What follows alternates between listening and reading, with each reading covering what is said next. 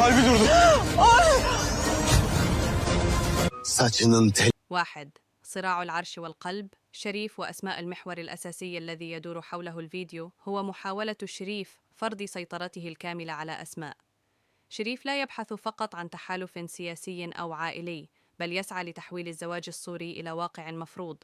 الدوافع: شريف يشعر بالخطر من تقارب أسماء وعادل، ويرى أن امتلاك أسماء جسدياً وعاطفياً هو الطريقة الوحيدة لكسر شوكة عادل وإثبات قوته. التوتر الدرامي: المشاهد تظهر حالة من الرعب النفسي تعيشها أسماء، فهي ليست فقط في مواجهة زوج لا تحبه، بل في مواجهة عقلية تملكية تحاول تجريدها من إرادتها. 2. عادل: من البطل الهادئ إلى المنقذ الثائر. لطالما اتسمت شخصية عادل بالرزانة، لكن وصول الأمر إلى المساس بسلامة أسماء وكرامتها سيخرجه عن طوره. لحظة الذروة: تدخل عادل في اللحظة الأخيرة هو كليشيه درامي فعال جدا، يعزز من صورته كفارس للرواية.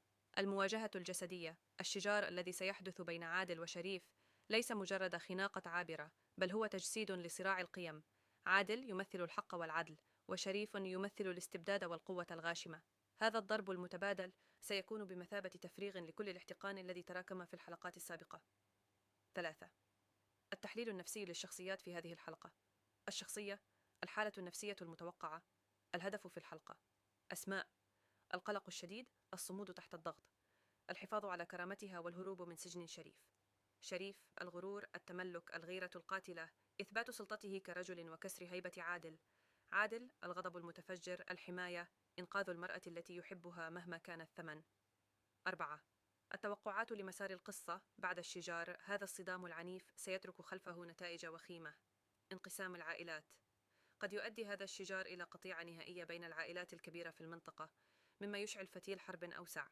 موقف أسماء: بعد إنقاذ عادل لها، من المتوقع أن تصبح علاقتها به أكثر علانية وقوة، مما قد يدفعها لاتخاذ قرار جريء بالانفصال عن شريف أو الهروب. انتقام شريف: شريف لن يمرر تعرضه للضرب من عادل بسهولة، سيخطط غالباً لرد فعل قانوني أو كيدي لمحاولة سجن عادل أو إبعاده عن المنطقة. 5. الإخراج والأجواء العامة. يلاحظ من التسريبات أن الحلقة تعتمد على الإيقاع السريع والموسيقى التصويرية المتوترة. المخرج يركز على نظرات العيون، نظرات التهديد من شريف ونظرات الاستنجاد من أسماء، مما يزيد من تعاطف المشاهد مع البطلة. الخلاصة: نحن أمام حلقة انفجارية بامتياز. الصراع لم يعد على الأرض أو المال فقط، بل أصبح صراعاً على الكرامة والحب.